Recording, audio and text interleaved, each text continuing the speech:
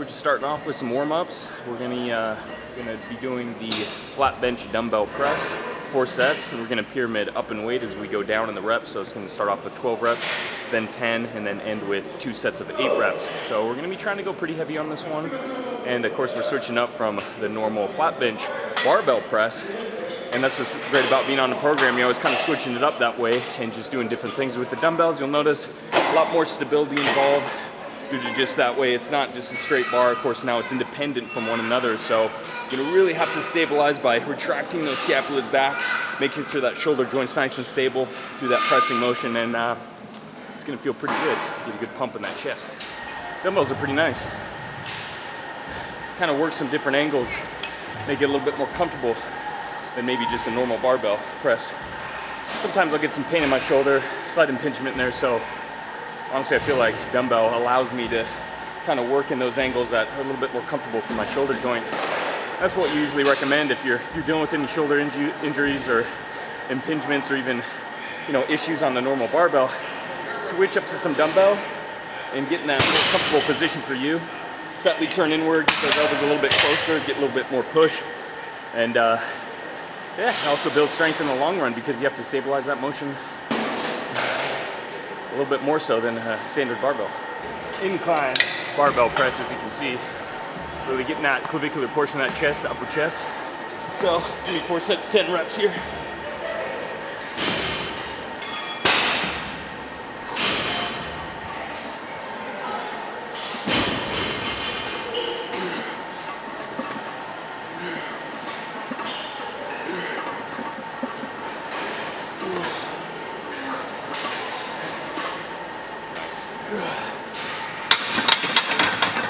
So much for 10 reps. Whew.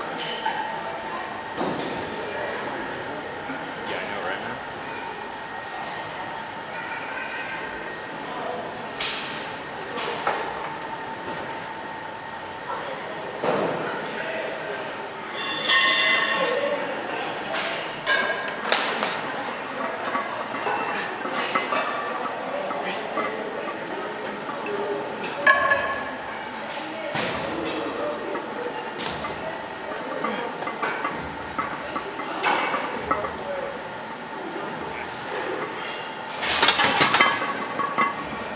It's all part of learning your weight. This is a little heavy, so we might drop it down a bit to get those 10 reps.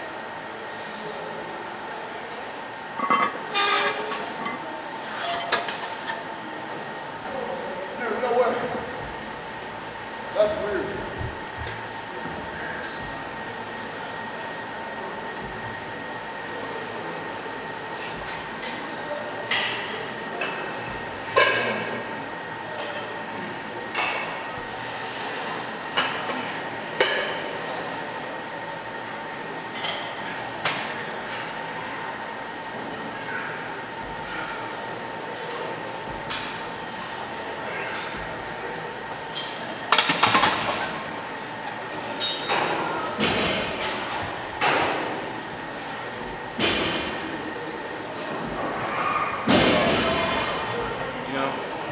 I was feeling pretty good with that dumbbell flat press.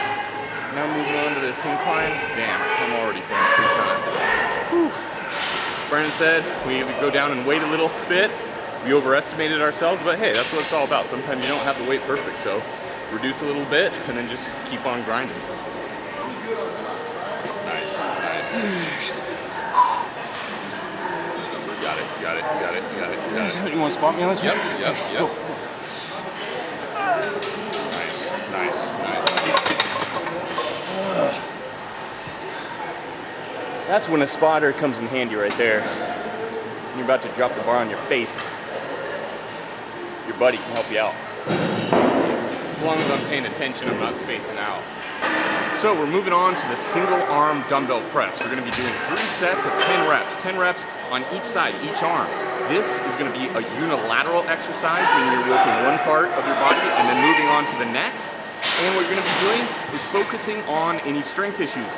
You get a lot of questions. One side of me is stronger than the other, either that be arms, chest, leg. This is a great way to focus on the lagging side of your body if one is smaller than the other. So what you can feel free to do, start with the weaker side of your body. Since I'm left-handed, typically I'll start on my less dominant side, which would be my right arm. I'm gonna bust out those 10 reps, move on to my left, and what I'll commonly do is then I'll burn out with an extra 2 to 3 reps on that right side, just so I'm always working the right side just a little bit more and slowly bringing it up to speed. It's not gonna be overnight. You can't work on those size differences in one workout and then like poof, it's all better. But over time, you can become more aesthetic and work on any of those asymmetrical problems you may have. Really feel it in your core. When you take that down, the weight's gonna be pulling your center of gravity away from you on that side there. Take a lot of that core activation to engage to make sure you keep that flat and straight position on the bench. So of course it's hitting your chest, but it's also gonna get a nice core activation too.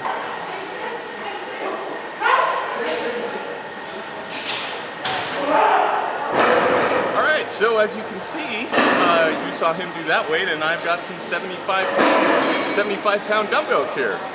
Feeling just a little inadequate, but hey, it's not the size, it's what you do with it, right? Plus look at how shiny this is.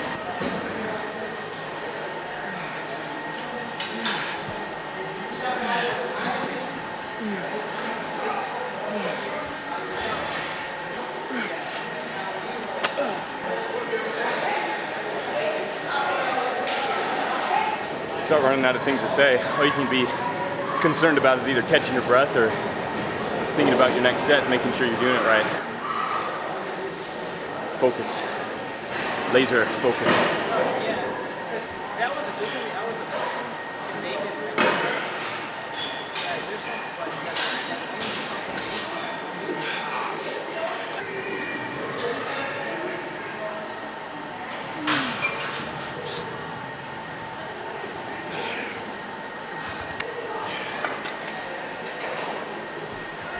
Single arm DB French press.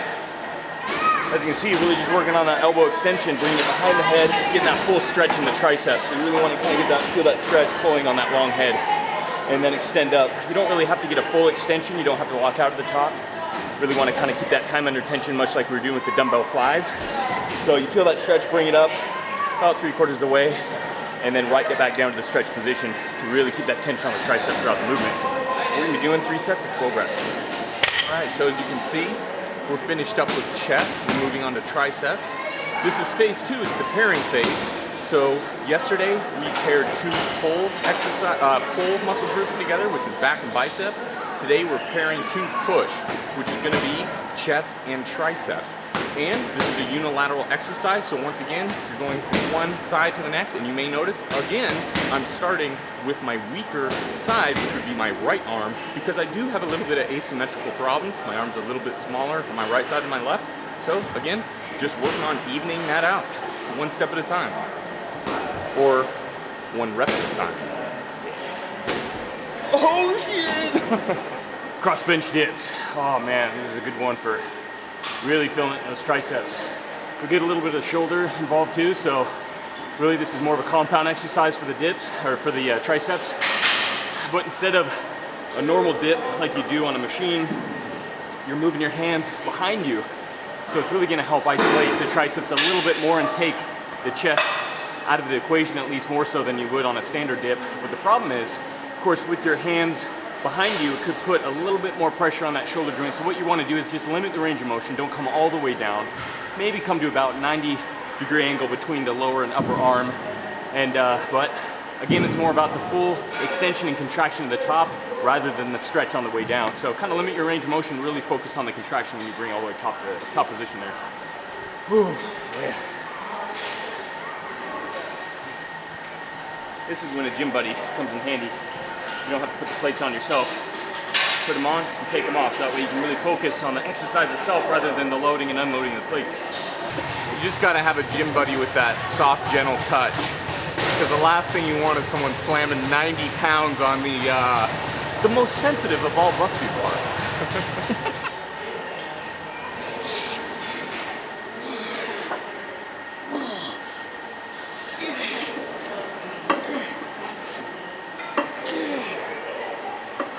Keep going.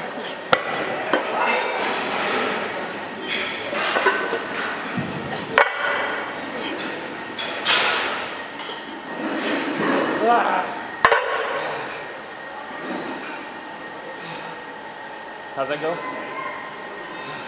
What? Mine? Push it to the limit. Oh yeah. Push it to the limit. I wasn't thinking that. I was just thinking, survive. Survive, motherfucker. Survive. That's what a good training partner does, push it. Always looking for better and more. But that wraps up the workout for today. Chest and tris in the books. Day 3's done. Tomorrow we're gonna move on to day 4 course. So stay tuned, and until next time, Stay buff. Yeah.